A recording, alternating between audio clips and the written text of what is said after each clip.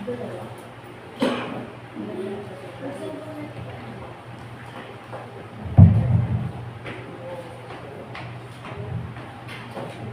umaga po.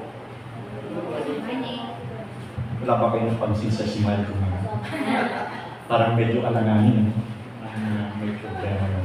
Naka-smile pero pilit ang smile. Sabihin ko sa inyo kung bakit. Ako ay tinawagan ni Jonathan Morales noong Friday. I think even before Friday. Kilala niyo siya? Si Jonathan Morales, yung sa Pediatrics Society. Sabi niya, partner, punta ka ng Friday 4 o'clock doon sa EDSA Shrine at meron tayong meeting doon. So, pumunta po ako doon sa EDSA Shrine noong Friday 4 o'clock at kami po ay isa po sa nagsalita doon sa isang live stream. At natapos po ako, nakatapos kami ng around 8 o'clock at umulan po ng napakalakas. Talagang napakalakas ang ulan doon at grabe ang traffic. So sabi ko, doon sana ako matutulog sa kaibigan ko sa Maynila, pero pinakamotorsiklo. But I decided to go home. So dumating ako ng bahay ng alas 11 ng gabi, basang-basa ako dahil sa sinugod ko yung ulan. And then, Saturday morning, I have to be very early also kasi nagtuturo ako ng Sun Tzu, The Art of War sa mga sundalo sa Camp Aguinaldo. And then I also have to leave very early, mga 12 o'clock, because meron naman akong discipleship meeting mo sa Woodfield ng 4 o'clock. So dumating ako sa bahay ng 2 o'clock, umalis kami ng 3 o'clock, so I have 1 hour rest. At pagkatapos noon, I have to be early also in the church dito sa church natin. Kasi service, ako yung speaker, and at the same time, ako rin yung Sunday school teacher ninyo. Dahil dito nagka-problema ko, yung notes ko doon sa aking pagsasalita ngayong umaga ay nakalimutan ko. So, ang laki ng aking problema. Pero sabi ko, meron akong solusyon. Kasi kung hindi ko matatandaan yung aking mensahe tungkol doon sa Mateo 28, 18 hanggang 20, meron naman akong alternative. Yun na lang John 3:16. Sapagkat gayon na lamang ang pagsita ng Diyos sa sanlibutan, ibinigay niya ang kanyang buktong na anak upang ang sinumang sumampalataya ay hindi mapahamak, kundi magkaroon ng buhay na walang hanggan. Pwedeng i-substitute, Di ba ang ganda ng pangako ng Diyos sa 1:16? Joke lang. Even I don't have any notes, I can still recall. Okay? Ang sabi ng Panginoon, doon sa Mateo 28, 18 hanggang 20, ang occasion kasi that was after the resurrection. Matapos ang Panginoon ay mabuhay na maguli. Remember that the Lord stayed for more than for 40 years, Hindi naman kaagad umakyat ang Panginoon sa langit. Kundi ang Panginoon ay tumigil pa ng 4 na buong araw sa lupa bago siya umakyat sa langit. Mali yung idea natin that after the resurrection of the Lord Jesus Christ, umalis na ang weekend. He stayed for again another 40 days. At doon sa 40 days na yon, He lived with the disciples and the apostles, doon sa mga apostoles, kasama ng Panginoon, and the Lord was with them, mingling with them, and of course, giving them advice kung ano pa ang nangyayari. And bago siya umakyat, ay sinabihan niya ang kanyang mga apostoles na, tsaka yung mga disciples na, you have to do evangelizations. Kinakailangan ninyo na ipangaral ang salita ko sa lahat ng nasyon. Hindi lamang kinakailangan ipangaral, kundi meron siyang sinabi na dapat sila ay inyong gawin alaman. It is not only for you to evangelize, but also for you to make them disciples. So, ibig sabihin, hindi pala sapat na tayo ay lumabas, ipagsigawan natin yung salita ng Panginoon, yung kanyang kamatayan, pagkabuhay na maguli, at yung pag-asa ng buhay na walang hanggan.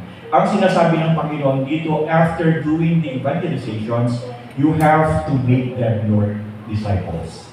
At nakita natin dito, yung aming diniscuss kahapon doon sa aming discipleship doon sa Woodville, ay pinag-usapan namin dito ang patungkol doon sa ginawa ng Panginoon doon sa 12 apostoles. tinawag nila itong mga ito, and after calling them, ay ang ginawa ng Panginoon, sila ay isinama kung saan man siya pumunta sa pagtuturo. And what the Lord Jesus Christ did was to show them miracles. No? Ipinakita ng Panginoong Jesus doon sa mga apostoles at saka sa mga alagad niya na siya ay gumawa ng maraming mga nakamamanghang bagay, mga hibala, and for the reasons that He would like to show to the apostles and disciples that I am the man. Ako yung talagang Messiah. Because I have the capabilities and abilities to do something different. At ito ay ginagawa niya so that the apostles and disciples would trust Him na kinakailangan makuha mo yung kanilang loob. Kapag nag-disciple ka kasi ng isang tao, matapos mo siyang mapangaralan ng salita ng Diyos, then you have to build that person. At ang ginawa ng Panginoon ay pinakita niya kung ano yung kanyang abilidad, kung ano yung kanyang kakayahan upang magtiwala sa kanya yung kanyang mga disipulo at yung kanyang mga apostol.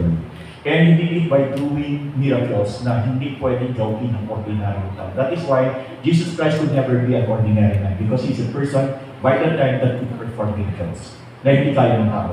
And the very reason why He did that is because He would like or gusto niya na yung kanyang mga disipulos at mga men ay magtuon ng tiwala sa kanya. He was able to do it. At mapapansin niyo, yung mga taong kanyang tinawag ang natilihay, hindi malalaking tao sa lipunan. No? Karamihan sa kanila ay mangingisda, di ba yung tax collector. Alam niyo ang tax collector doon, hated person yan. No? Kasi kung minsan ang dadaya yan, nagsusobra-sobra sa rules. At ito ay kinuha ng Panginoon. But one thing you will notice about these people, at ito rin ang bigyan natin ko kahapon, nung tawagin sila ng Panginoon to become disciples, isang bagay ang pinaka-importante sa lahat, and that is commitment. Diba? The apostles and the disciples of the Lord Jesus Christ committed themselves into following the Lord.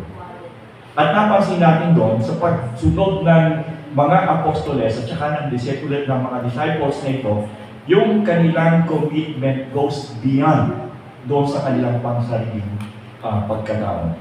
And I would like to read some verses in the scriptures, yung ibang talata sa banal na kasulatan, para makita natin kung ano ang kinakailangan meron ka kung ikaw ay isang tagasunod ng Panginoon. Ano ang requirements if you will become a disciple of Jesus Christ?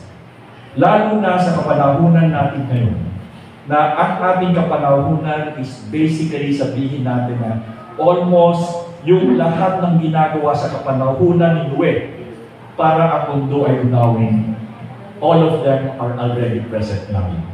Ano? Yung panahon ni Noe ay ito yung panahon kung bakit ginunaw ng mundo ang Diyos sapagkat ang kasalanan ng tao ay sukdulan na.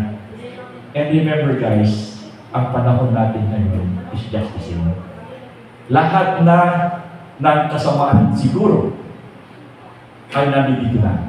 At kung uobserbahan nyo ang world situation sa geopolitics, makikita nyo na talagang ito na ang kasamaan ng mundo. Nagkaroon tayo ng telepono, yung ating mga telepono na hawak ngayon ay para sa komunikasyon, hindi para sa relasyon. And you will find out that even the telephone now are now becoming the source of immorality. Hindi ba? Even when you look at TikTok, grabe talaga. Even mga Pilipino, na dati-dati ay wala sa moralidad natin, yung mga nagsasayawan doon, para lang makagain sila ng views. Hanggang sa kung ano-ano na kanya pinapakita. And it only shows that we are really at the end of times. Wala nang makikita ka sa nangyayari ngayon, war, yung gera, famine, and everything. Nandito na lahat. At isang bagay ang gustong ipakita ng Panginoon sa atin as a community. Ano? Kasi sinasabi na, church, okay, it's good a church, but sa akin, it is good to become a community. We are one community. Why we are community? Because we are different. Kakaiba tayo sa kanila. Ang sabi ng Panginoon doon sa Romans 12:2, ang sabi dito ay huwag ninyong tularan ang sanlibutan nito kundi magbago kayo sa pamamagitan ng pagbabago ng inyong pag-iisip upang mapatunayan ninyo kung alin ang mabuti at kasiya-siya at lubos sa kalooban ng Diyos. Very, very clear that si Apostol Pablo, sa kanyang karanasan bilang isang pananampalataya ng Panginoong Hesus, ay sinasabi niya na tayo raw mga practicing Christians. I always call it practicing Christians. Mga Kristiyano na talagang nagtataguyod ng Ebanghelyo ng Panginoon. Ang sinasabi niya dito ay huwag ninyong tularan ang sanglibutan, kundi magbago kayo sa pamamagitan ng pagbabago ng inyong pag-iisip. Diba? Alam na ni Apostle Pablo because during the Roman Empire, talagang grabe dito ng morality, grabe dito ng lahat ng French and everything. That is why when you become a follower of Jesus Christ and you become a disciple of Jesus Christ, one of the requirements that God is asking from us is renew your mind. Baguhin natin ang ating pag-iisip at huwag natin ituon ang ating pag-iisip sa takbo ng sanlibutan. Sa ngayon, when you conform to the standard of this world, hindi lang immorality ang makukuha mo, kundi amoral. When you say amoral, talagang wala kang conscience. Iniwan ka na ng iyong konsensya when you are called to be amoral, A-M-O-R. Ang kasi is always wala. Amoral. And siyempre hindi ito pwede maging totoo sa atin sapagkat tayo being a practicing Christian community, we always adhere to the Word of God. And it is very clear na sinasabi ng Panginoon sa atin, huwag ninyong tularan. And ang sabi nga natin dito, when Jesus Christ was doing the discipleship doon sa kanilang during this time, ang kanyang ipinapakita ay yung kanyang character. Diba? At ipinapakita niya yung character nito sapagkat if you will do the discipleship, yung iyong i-disciple, ang unang kinukuha niya, ikaw. It is a sort of transferable concept. Kung ano ikaw, yan ang makukuha ng iyong disciple. And kung ikaw mismo ay nagko-conform sa standard ng sanlibutan, anong klaseng disciple magkakaroon ka? Remember, ang sabi ng Panginoon is, you go ye therefore and make disciples of all nations. Kapag ikaw ay nagdi-disciple, it is a requirement. It is a necessity na ikaw muna as yourself ang maging standard. And you can never do that, not unless you study the Word of God. Ito nga dinidiscuss kahapon. Kahit ano pa ang gawin mo, walang ibang rules na po pwede kang gawin sa pagda-discipleship kundi itong salita ng Diyos. At sabi nga namin, this is your IRR. Ano yung IRR? This is the implementing rules and regulations of God. If you would like to follow Him, this is the implementing rules and regulations. And if you would like to disciple, then you yourself should know the implementing rules and regulations. And how could you know it kung hindi ka naman nagbabasa? Hindi ba? And we claim to be a community of practicing Christians, but how many of us are really reading the IRR? How many of us are really understanding the IRR, the implementing rules and regulations of God? At kung ano lamang ang meron ka, tatandaan mo. Kung ano lamang ang meron kayo, yun lamang ang pwede ninyong ibigay. Tama ako? Okay. Only what you have is the only thing that you can give. If you do not have it, then you have nothing to give. And how could you give doon sa tinuturuan mo tungkol sa spiritual things if you yourself malita mo ang iyong kaliman? That is why it is a prerogative for all practicing Christians to have a better and clear understanding of the implementing rules and regulations of God, which is written in the Scriptures. Tama kayo? Dapat, at ito ay necessity. So, ang sinasabi namin ito, try to learn verses every day. Mag-memorize ng verses. Kahit isang verse lang every day, and you will find it. Saan nga natin ganito? It also helps you in the time of needs when you do a memorization of the Scriptures. Remember when the Lord Jesus Christ was in... Okay lang ba nag-English ako? Parang feeling ko Amerikano ko ngayon. Natatanda nyo na ating Panginoon Jesus kung siya matapos na mabautismuhan. at magsimula ng ministeryo. Siya ay dinala ng demonyo doon sa ilan. Tandaan nyo, mamaya itutuloy natin sa klase natin. At nung nandoon ang demonyo, sila sa ilan, at ang sabi doon ay pinukso siya ng demonyo. And during the time, the Lord Jesus Christ was also doing the fasting. So mahina yung kanyang katawan. So vulnerable sa tukso. So ang ginawa sa kanya ng demonyo o ni Satanas ay tinukso ang ating Panginoon. At doon sa kapanahunan ng tukso ang ginagawa ng Panginoon. The Lord keeps on quoting the scriptures sa Deuteronomy. Why? Because ang salita ng Diyos ang pinakamahusay na sandatang gagamitin mo kapag ang tukso ay dumadating. Eh paano kung wala kang pangsandatan na pang dumating ang tukso ay may kukot mo laban kay Satanas, what will happen to you? Then you go down. That is why it is always necessity for all of us to memorize the scriptures. Dahilan sa pag dumating ang oras ng tukso, meron kang huhuguting salita ng Diyos para ilaban sa Kanya. At ito ang maging sandalan mo upang ikaw ay makalipas o makaligtas sa tuksong ininadating sa iyo. Sapagkat meron kang sandata na salita ng Diyos na inilalaban sa Kanya. Therefore, it is necessary. It is not only necessary, it is also a necessity for all of us to understand and memorize the IRR. Remember the IRR, the implementing rules and regulations of God, which is the scriptures. Going back doon sa discipleship. Pinag-aralan din namin, once you do the discipleship, sapagkat ito ang sabi ng Panginoon that go ye and make disciples. Hindi lang sinabi na go ye and evangelize. Diba? Hindi lang evangelizations ang kinakailangan gawin natin, but after evangelizations, dapat natin silang i-disciple. Carry them in the wings. Lagay nyo sa kilikili sila. Nang sa gayon sila din ay matuto at sila ay tumibay sa pananampalataya at makita natin silang kasama sa upuan. That is the ultimate goal of what God is asking us. Na makita rin dito, hindi lamang sila nakaupo sa simbahan, hindi lamang sila nag-aaral ng salita ng Diyos, kundi sila mismo rin ay nababautismuhan. Diba? Anong pinag-aralan natin? Anong sinabi ni Juan Bautista nung ang Panginoong Yesus ay nagpapabautismo sa kanya? At ang sabi niya, hindi naman ako karapat-dapat na magbautismo sa iyo, ikaw dapat nagbabautismo sa akin. Pero anong sabi ng Panginoong Yesus?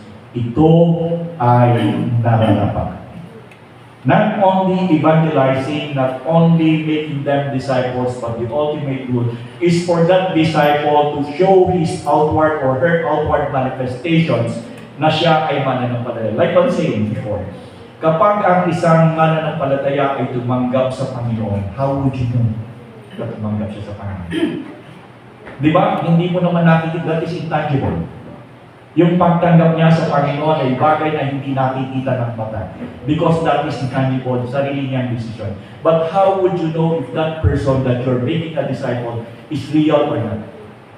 He has or she has to show the outward manifestations of her faith or his faith by doing the baptism.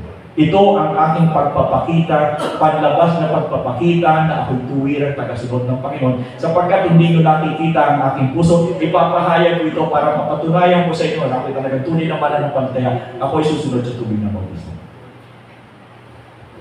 Remember, not only evangelizations, not only discipleship, but that person has to show outward manifestations of faith by following the waters of baptism. Correct? Okay. So, mamaya nandiyan sa video. Okay pa naman ako dito sa Matthew 28. Okay. So, nakita natin dito, not only doing miracles. Kita nyo, when the disciples and the apostles was with the Lord Jesus Christ, the Lord Jesus Christ did not only show them miracles, but the Lord Jesus Christ also taught the parables. Hindi ba? Ang Panginoon, hindi lamang siya gumawa ng mga hibala, but doon kasama niya yung kanyang mga apostoles, yung kanyang mga alagad. Ang Panginoon ay nagsalita din naman sa pamamagitan ng talinhaga. Sinadya niya ba ito? Yes. Why? Ano ba ang talinhaga? Ang talinhaga ay mga kwentong makalupa na mayroong makalangit na kahulugan. Parables are Sabihin natin, these are earthly stories with heavenly meanings. At ito ay ginawa ng Panginoon sapagkat the Lord Jesus Christ would like to elevate the mind and understanding of the apostles and disciples. So, ibig sabihin, kapag pala tayo ay naglilingkod sa Panginoon bilang isang disciple na nagdi-disciple ng isang tao, hindi lamang physical aspect ang ating ginagawa o tinutulungan sa isang tao, but we also help them to have a wisdom and understanding from the Scriptures. Because the moment you read the Bible, the moment you read the Word of God, it brings wisdom. Ito ay nagdadala ng karunungan. Alam niyo ba yung diferensya ng kaalaman at ng karunungan? Magkaiba yan eh. Knowledge and wisdom are two different things. What is knowledge? Knowledge are the things that you are learning from every day, day by day. You are learning so many things. But what is wisdom? Wisdom is the proper or right applications of knowledge. Once, if you are applying your knowledge rightfully, that is called wisdom. Ito ay tamang paglalapat ng kaalaman.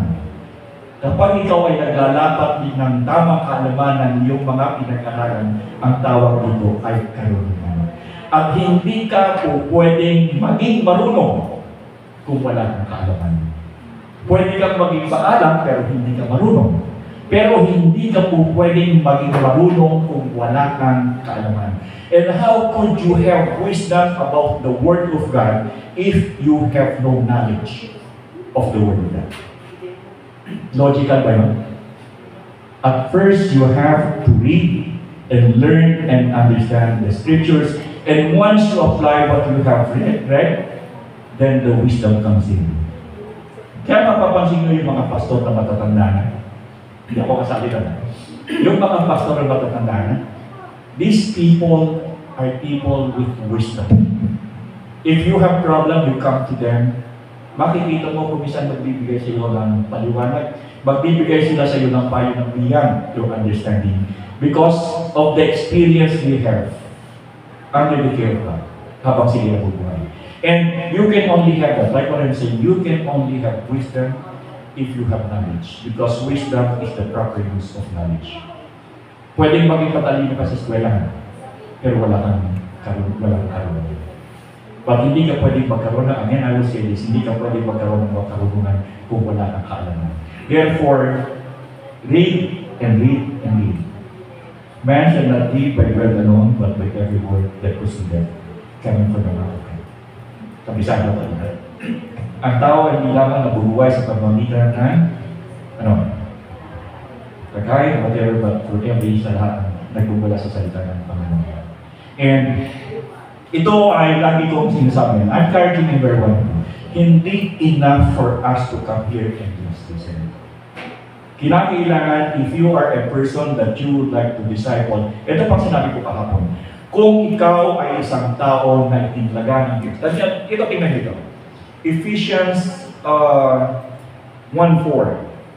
Ano ba ang dahilan kung bakit tayo ay tinawag ng Panginoon?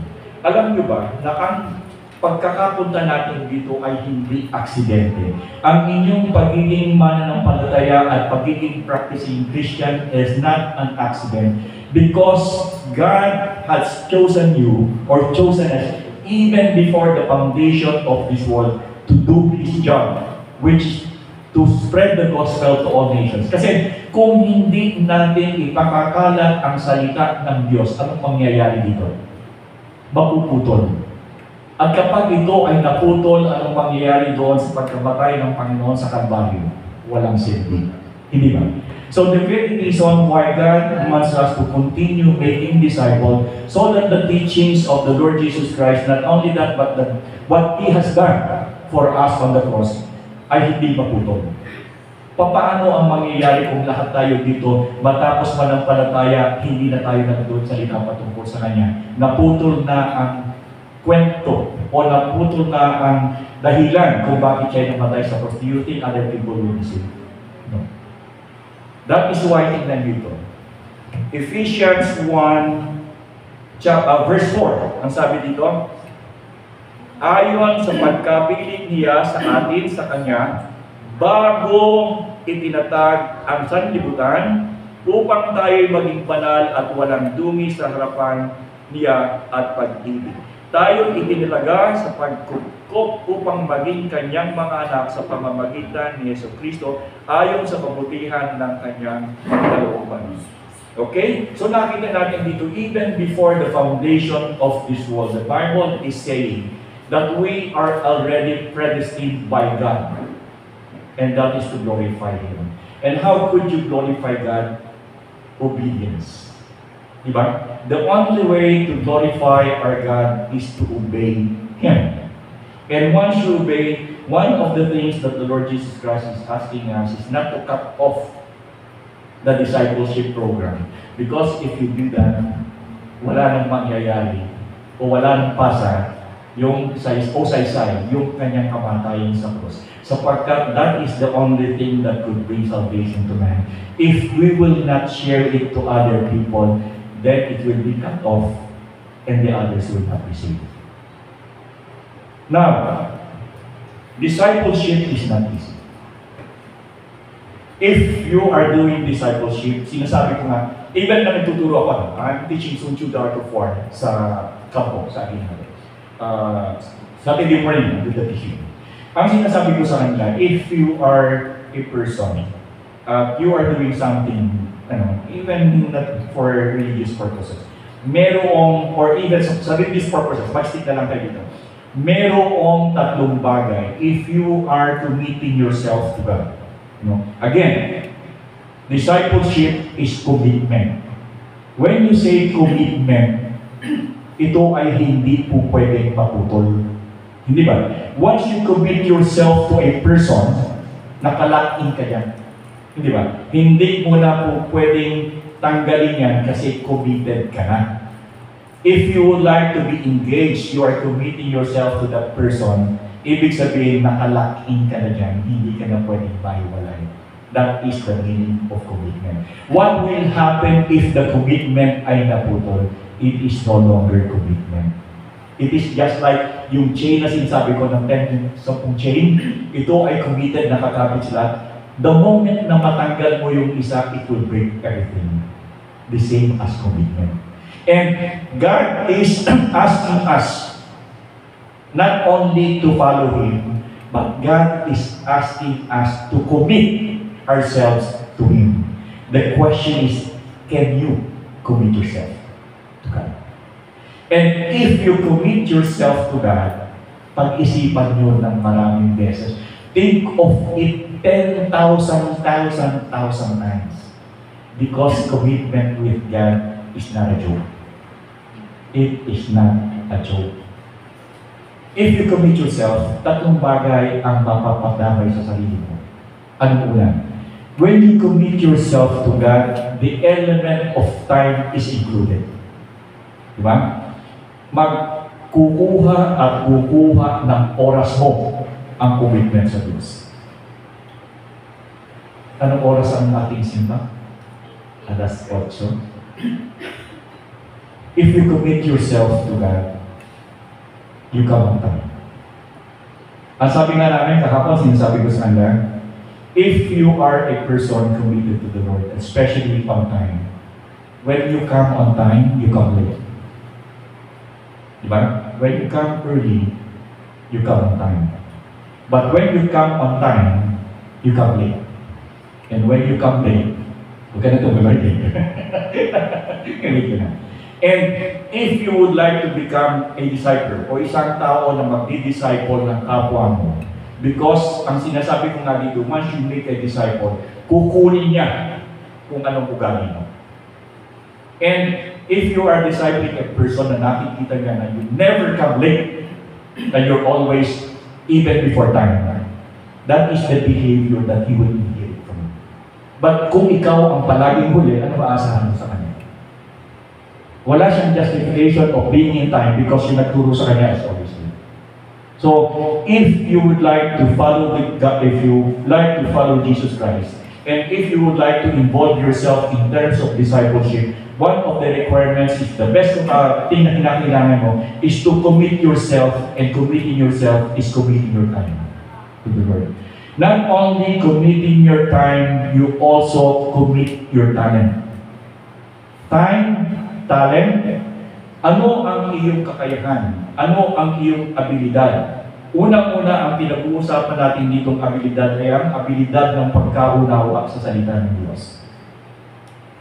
Kung ano lamang ang alam mo, yun lamang ang kung pwede mong ibigay sa daily disciple mo. Eh, paano kung ang alam mo lang ay John 3:16, hindi katulad ko na yun na magsisermon kung John 3:16 na lang ang sasabihin. Hindi ba? You yourself, being a person that's discipling others, must be well acquainted with the IRR of God. The implementing rules and regulations of God, you should be equipped. Kasi ito ang ibibigay mo sa Kanya. And not only time, not only your talent, but you also have to give your treasure. When you say treasure, hindi naman yung mga bara-bara dito. Bakit? Halimbawa, yung iyong dinidisciple ay pupunta sa simbahan. Mahirap siya. Ano gagawin mo? You have to spend your money, bigyan siya ng pamasahe para siya ay makarating. And then probably by the grace of God, that person will also become affluent, makakaahon siya sa buhay. Because walang taong naglilingkod sa Diyos na hindi pinapasagana ng Diyos sa biyaya. Tandaan yan. Walang tao nagsimulang mahirap, naglingkod sa Diyos, may Mercedes-Benz na. Alam nyo, nangyari sa akin yan. Totoo yun. O kung nasabi ko na sa inyo before, meron akong kaklase, hirap talaga siya, nakakaawa talaga yun. High school, elementary kami nun eh. Eh alam niyo ako, nung bata ako, bully talaga ako eh. Bully talaga ako. Hanggang high school, bully talaga ako eh. Binubuli ko talaga siya dahil wala siya yung damit niya. Talagang nandidilaw-dilaw na. Tapos nakasalo lang siya yung damit niya, hindi siya naka yung t-shirt. Kasi wala siya talaga. Alam niyo tawag ko sa kanya? Ngoy. Alam bakit Ngoy? Unggoy. Yun ang short term ko sa kanya. Ngoy, halika na rito. Alam niyo nung mag-high school kami, nakaskwela ko pa rin. Nag-aaral kasi ako sa public school eh, pero hindi ako nakatapos, nag-off ako doon. Pero nag-aaral ako ng first year sa public school, kaskwela ko rin siya doon. Sabi ko, siyempre kaskwela ko. Alam niyo, pagkatapos ng nagkahiwalay kami, nag-aaral ako, kasi tumigil ako ng public school, pumunta ako sa private school. Nagkahiwalay na kami. For so many years, hindi kami nagpapamilya. And one time, nandoon sa simbahan, ang sabi sa akin, di natin sa simbahan na ina-attend ko, ang sabi sa akin, ang ating pong guest speaker sa susunod na linggo ay si Reverend Sabines. Sabi sa akin. Sabi ko parang it sounds familiar. Sabi ko, sounds familiar yung pangalan na yun. Actually, doctorate. May doctorate degree siya sa theology, may divinity siya, may doctorate. Dumating ang linggo. Alam niyo kung sino ang aming speaker? Si Moy. Si Ngoy ang aming speaker. May couplings pang ginto. Tapos magandang may ginto pa din doon sa kanyang kurbata. At may Mercedes-Benz. Kamot ako doon. Nasaan si Arnel Cruz? Motorsiklo, wala. And the Lord, ang sabi ko talaga sa kanya, ang Panginoon talaga, hindi mo talaga akalain, bakit I was just believing in this guy, only to come up that he's far better than me later on. Hindi masiguro na. Pero talagang nakita ko na nung siya ay magsimula maglingkod sa Panginoon, hindi siya pinabayaan to the extent that he became talagang affluent. So, huwag ka matatakot na maglingkod sa Diyos. Huwag ka matatakot na hindi ka maghihirap. Wala kang alam Mercedes-Benz, baka naman Porsche ang meron ka. Anyway, so nakita natin dito na meron pa pinag-usapan din namin kami. Kasi I would like to give you some examples. Meron kami isang pastor, and I really love this pastor. Humility ng pastor nito. And kasi ako galing ako sa SIBAP eh. Galing ako sa Conservative Baptist Association of the Philippines. Medyo kami. Yung aming organization is medyo affluent. Medyo malaki yung mission namin from the US. At katulad ko, nag-aaral ako ang scholarship na CBFMS. Wala akong binabayaran nung nag-scholar ako. Wala akong binabayaran kahit 5 centimos sa school. May damit ako, libre damit ako, libre pagkain, libre transportation ko. Wala akong hinihintay when I was studying sa CBFMS. Under ako ng scholarship ng CBFMS. Pero yung kanilang isang katapat namin na mission, local mission siya, talagang mahirap. Alam mo naman yung mga Pilipino, pag mahirap yan talagang pastor ng mga Pilipino, maawa ka. Talagang halos walang sweldo yung mga yan. But, hindi mo po pwedeng tawaran yung kanilang dedikasyon sa Panginoon. And this family, itong pastor na ito, alam mo, lumaki yung anak, mayroon siyang diabetes. Anong sabi niya? Anak ka, alam mo bakit ako diabetic? Kasi nung maliit kami, laging ang ulam namin ay asukal. And yet, silang magkakapatid. Yung isa is lawyer, yung isa I think is Saudi. And he's now, nasa US siya, and siya nag-handle siya ng isang computer company, and it is one of the top in management ng isang, Hewlett Packard yata, no? Yung, hindi ko alam, HP, no? Isa sa siya tatlo, batang-bata pa ako, o may asawa niya. Pero sabi niya, kami ay lumaki, kaya ako diabetes siguro, dahil alam, araw-araw ang ulam ko ay asukal. Kasi hiyap natin. Pero, hindi sila pinabayaan ng Diyos, masaya ang kanilang buhay, ang mga anak ay very successful. Walang pastor's kids na bobo, tatandaan. Walang anak ang mga pastor. Kahit isa akong nakita na may hinagulan. Lahat ng mga anak ng pastor o pastor's kids are dead. Alam niyo bakit? Simula pa lang ng pagkabata from cradle pa lang, salita na ng Diyos ang kinakahilan. Coming out intelligent people. Walang anak ang pastor na bobo. Yung aking anak kaya, matalino rin ang aking anak. Siya is very, very bright. Hindi, and you know, sa biyaya ng Diyos, wala po kaming ginastos sa aming anak hanggang siya ipagtapos sa kolehiyo, sa pamantasan ng lungsod ng Manila, sapagkat siya kabilang doon sa Eskwela ng Mayo. Ang binabayaran lang namin ay 50 pesos every year para sa journal. Ganon ang manggagawa ng Diyos, hindi pinababayaran. So huwag kayong matatakot. Huwag kayong matatakot sapagkat when you follow God, the grace of God will abound. Alam nga namang naglilingkod ka sa Kanya, tapos pababayaran ka niya, teka muna, paano yan? But God works in a different way. Hindi siya rin. Probably nakaranas tayo ng kahirapan, nakaranas tayo kung ano-ano. But it is just like the gold. Yung dito, tatandaan mo. In order for a gold to be pure 99.99%, it has to go through the fire. Kinakailangan dumaan sa init ng apoy ang ginto upang maging solid at maging completely 24 karat. Just the same with us Christians, mga practicing Christians, dumaranas tayo ng kahirapan, dumaranas tayo ng pagsubok, but it is not a vendetta of God. This is a process where God is making our emotions, making our feelings, making ourselves to be strong. Nakita niyo pag lumampas. Narinig ko kayo, di ba pa niya pasalamat ng how great thou art? Di ba? Narinig ko kayo. Because it only shows how God will make you whole. Pagtitibayin ka niya. So never consider the things that's happening in your life na ito nagdudusa kami, pinaparusahan kami ng Diyos. There is no such thing. God will only make you strong when there's, yung sabi nga, lalo na yung kay Horacius Popper, yung when, ano yung tanda na yun? Yung kay Horacius Popper na namatay yung anak at asawa niya doon sa lumubog na bago. Namatay si Gala. And Horacius Popper made a song. Anong title na?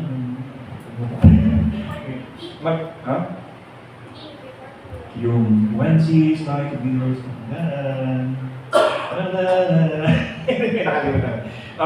anyway, so nakita natin once you become a disciple, kapag ikaw ay kinuha ng Diyos upang mag-disciple ng kapwa mo, time, talent, and treasure, ibibigay mo. At ang sinasabi ko dito, you can only give this when you commit yourself to God. Hindi ka pwede o hindi mo magagawa to become a better discipler of people, of sabihin natin ng mga tao, not unless you commit yourself. Hindi madali. Isa pa, ito pinag-usapan din namin kahapon. Bakit yung mga kulto? When you say kulto, ito ay mga mananampalataya kung saan ang kanilang pinuno ang kanilang sinusundan. Instead of Jesus Christ being above everything, ang mataas sa kanila yung kanilang pinuno ng tagapanguna. Ang tawag yan ay cult or kulto. Bakit sila? Kaya nilang gawin ng magsakripisyo, kaya nilang mag-commit even to the death para sa kanilang pinuno. Bakit yung mga practicing Christians hindi nila magawa? Pumunta kayo sa Tamayo. Tamayo. Kingdom of Jesus Christ, yung kay Kibuloy. Everything that they did there, yung lahat ng nakikita nyo, ginawa nila yon sama-sama sila. Wala silang ginagastos na upa. Because why these people are committed? Unfortunately, they're committing themselves too. Kasi si Kibuloy daw yung Son of God. And they committed themselves to Him. And when they committed, di ba, nagtitinda pa sila ng mga pastillas? Kaya ayaw kong mag-anak Kibuloy kasi wala akong gawaan ng pastillas eh. Kung meron siguro akong gawaan ng pastillas, sige, sini-handle tayong lahat dito, magtinda kayo ng pastillas para may kita ko. No eh. But ito ang pinagtataka natin. Why is it that these cultic people can give their lives, committing their lives doon sa kanilang pinuno, samantalang tayo, we claim to be the real follower of Jesus Christ, but we cannot commit ourselves completely to Him. Oras nga lang ng pananambahan, hindi natin magawa ng tamang oras. Diba? So, what I'm saying now is this. If you yourself claim to be the real Son of God or child of God, commit yourself. Pero sabi ko nga, mag-isip muna kayo. Because once you commit yourself to Him, it is not a joke. Magagalit sa iyo ang tatay mo, magagalit sa iyo ang nanay mo, magagalit sa iyo ang pamilya mo, magagalit ang lahat ng tao sa iyo because it will not be them that will be your priority in life. Hindi ang asawa mo, hindi ang kapatid mo, hindi ang nanay mo, hindi lahat ng kaibigan mo. Once you commit yourself to the Lord, it is the Lord that will go first. And it is not easy. Why? May date kami ng oras na yun, ito paano? Diba? Mahirap. But like what I said, ang sinabi ng Panginoon dito is separate yourself from the world. Hindi tayo taga-sanlibutan, iba ang ating kaisipan, iba ang takbo ng ating buhay, iba ang sistema ng ating ginagawa. So never compromise yourself with the thinking and understanding of the world because we do not belong to them. Nakita nyo? We are people of God and they are people of the devil. So wala tayong pagkakapares, wala tayong pagkakatulan sa kanila. And you should always be reminded and you should always think of that sapagkat yun ang status nyo before the Lord. Huwag niyong kakalimutan. And also, I keep on urging you, memorize verses from the scriptures because that is the only weapon that you have in terms of nandiyan na yung temptations, nandiyan yung trouble. Something that you can draw out of your mind, out of your heart, that you could defend yourself. Kung ano pa yung dumadating ng pagsubok. Hindi ba? It is nice that kapag nandiyan yung problema, you will be confronted with problem, then you have a word of God that you can put as a defense. But you can only do that if you memorize the IRR, if you study the IRR. Naintindihan mo? Being a disciple of Jesus Christ, which has been asked from us, because if we will not do this, kung hindi natin gagawin ito, mapuputol ang katuruan ng Diyos.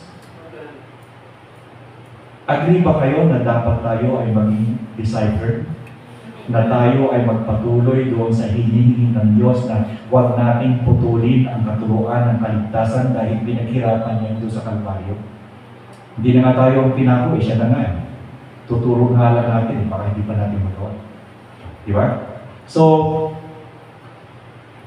always have the understanding kung ano ang ginawa ng Diyos para sa iyo. Also, mag-isip kayo if you can commit yourself to God. Can you? Kaya niyo ba? Sabi ko, huwag kayong mag-decision pa bigla-bigla kasi hindi madali. Kami mag-asawa napakarami ang pagsubok na dinaanan namin ang pagbibiling ko sa Diyos. Hindi bigo. But by the grace of God, we were able to nalampasan namin. And nung makalampas kami, sabi ko nga sa iyo, lagari ako, but I never mind. There is always joy in serving the Lord. There is always joy in doing things for Him. Because ang Diyos ay hindi nakakalimot, the grace of God will abound. Again, tatandaan niyo sa mga kabataan, huwag na huwag kayong kukuha ng kapartner na hindi practicing Christian. Never ever. Dahil masisira ang pag-ibig mo sa Diyos. Sapagkat kung hindi siya susunod, how could you be an able disciple kung siya mismo ay hindi mo makakasama, pag-aawayin mo pa? Huwag kang makipamatok ng kabilang. Sapagkat ang baka at ang kabayo hindi po pwedeng pagsabayin sa paghina ng araro. Malakas yung isa, mahina yung isa. Ang takbo ng araro, pag-inimbihan. That is why God is saying, huwag kang makikipamatok. Sino pang mga dalaga dito, yung pang mga binata, pwede na natin pagpaspice yan. Again, okay, so this will be the thing that I would like to share with you. Kapag ikaw ay sumunod sa utos ng Diyos sa Matthew 28-20, to disciple, to continue the teachings, commit yourself, time, talent, and treasure. And be serious. Siguro sa linggo wala nang dito. Tayo na lang. Maraming salamat po, Panginoon, sa umagang ito. Maraming salamat sapagkat ikaw ang aming Panginoon na kung saan ay nagbigay sa amin ng paalala na kami bilang mga mananampalataya practicing Christians, dapat kami ay sumunod sa iyo. At kung kakayanin namin, bigyan mo kami ng biyaya at lakas upang magkaroon kami ng commitment na ang commitment na ito ay alam namin hindi madali sapagkat maging ang aming mga pamilya ay magiging kaaway namin dito dahil sa hindi namin sila mapagbibigyan sa maraming pagkakataon dahil ikaw ang aming namin. Inilig po namin ang kongregasyon nito, ang komunidad nito ay patuloy ng palakasin at patuloy ng binyang pagpapala sa pamamagitan po ng